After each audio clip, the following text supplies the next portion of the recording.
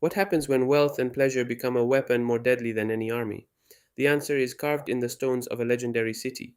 Welcome to a journey through time to a place where Roman glory trembled, where the slave rebellion changed history forever, and where even the invincible Hannibal found his defeat not in battle, but among the poisons of seduction. We are about to reveal the secrets of Capua, the ancient metropolis that Rome, more than any other, learned to fear. Prepare to discover why his name still resonates today as a warning, a story of grandeur, decadence, and a spark that ignited the greatest revolt ever seen. Imagine a place in the fertile heart of Campania where history has woven one of its most complex and fascinating plots. We are not talking about Rome nor Pompeii, but Capua, a city whose name is a whisper of legends, an echo of splendor and rebellion that still fascinates us today.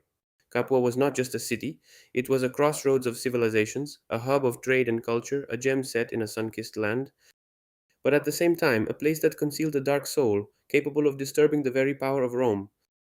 It was the city that Rome feared, not for its immediate military strength, but for its ability to seduce, corrupt, and ultimately incite revolt. At the center of this universe of contrasts, the Campanian amphitheater still stands today, imposing and majestic, a structure that in size and grandeur was second only to the Colosseum in Rome. Its thousand-year-old arches stand out against the sky, silent witnesses of a glorious and terrible past.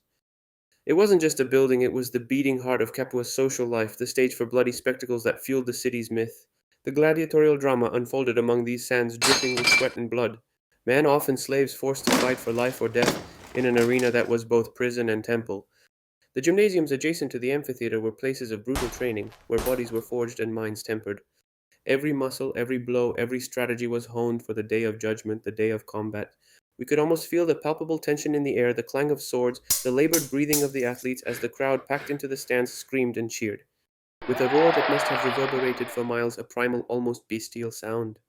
These men were not just warriors, they were entertainers, living war machines, whose only hope was victory or an honorable death. But from this very hell of violence and desperation, from these sands soaked in blood and sweat, a spark was born. A spark destined to ignite the largest slave revolt ever seen. Imagine Spartacus, the Thracian gladiator, a man whose legend has come down to us. It was here, in Capua, that he underwent training, that he felt the weight of the chains, that he saw the injustices and cruelty of the system. It was here, in this very amphitheater, or in its immediate vicinity, that the spark of rebellion was lit. A group of gladiators led by Spartacus broke free. They were no ordinary rebels, they were trained warriors, armed with desperation and the desire for freedom. Their flight from Capua was not a simple act of disobedience, but the beginning of a fire that would burn down all of Italy, bringing the Roman Republic to its knees and sowing panic in the heart of a power that believed itself invincible. Capua was not only the cradle of shows, but also the forge of freedom, the place from which the desperate cry of those who no longer accepted slavery began. But Capua was not just an arena and rebellion, it was a city of immense wealth and seductive pleasures. Its streets were bustling with life, with merchants offering precious goods from every corner of the world, with artists creating works of priceless beauty, and courtesans whose beauty and intelligence were legendary. Capua was a center of prosperity and indulgence where luxury was the norm and pleasure a constant pursuit. The sumptuous villas, the flower-filled gardens, the opulent banquets, everything contributed to creating an atmosphere of sweetness and oblivion. It was a place where time seemed to pass more slowly, where worries vanished among the fumes of wine and the scent of flowers. This aura of seduction was so powerful, so enveloping, that it had the capacity not only to delight but also to corrupt the most austere souls.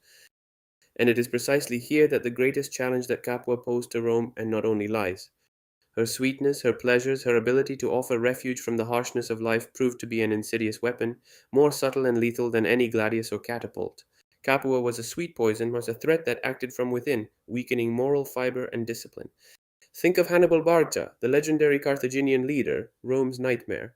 After his crushing victory at Cannae, Hannibal and his army encamped at Capua, giving in to his enticements during the celebrated Capuan leisure. They were months, perhaps years of rest and unbridled pleasures. The army, hardened by years of hard campaigns and incredible victories, found itself immersed in unexpected luxury. The soldiers, accustomed to privations and iron discipline, let themselves go. The hardships of war were replaced by banquets, training by dances, military rigor by the pleasures of the flesh. This Capuan dolce vita had a devastating effect on Hannibal's troops. Discipline weakened, morale sagged, fighting spirit faded. It was not the Roman armies that defeated Hannibal at that moment, but the seduction of Capua. The idleness of Capua has gone down in history as the turning point of the Second Punic War. The army that had terrorized Rome was not broken in battle, but worn out by pleasures, weakened morally and physically. Capua had demonstrated that luxury and softness could be more powerful enemies than any legion. The city that Rome feared had succeeded in bending the man who had almost bent Rome. Today, the underground chambers of the Campanian amphitheater remain intact, a labyrinth of vaults and tunnels that transport us back in time. There, among the shadows and humidity, we can still make out the niches where wild beasts were kept, the hidden paths for the gladiators, and even the remains of the wooden structures of the elevators that hoisted the beasts into the arena. These tunnels, which resounded with the screams of animals and the silent prayers of men, are a tangible reminder of what was happening above. They are the silent testimony of a story that needs no words to be told but only a heart ready to listen. Capua then was not just a city, it was the capital of entertainment and rebellion, a place where Roman glory, so seemingly solid and unassailable, repeatedly threatened to crumble. It was a city of excess, a melting pot of extreme vices and virtues. Its history teaches us that true strength lies not only in military power, but also in resistance to seduction, in the ability to maintain discipline, and in moral integrity. Capua was a beacon of splendor that cast its menacing shadow across the Roman horizon, a place where human passions, both noble and dark, reached their peak. Capua, the city that saw freedom born from slavery and defeat from weakness, is a powerful reminder greatness can be fragile, and even the most powerful can succumb to temptation. It is a legacy that still speaks to us today, inviting us to reflect on human nature and the endless cycles of power, pleasure, and downfall. If the charm of ancient cities and their secrets fascinates you, don't miss our next video on the lost cities of the Roman Empire.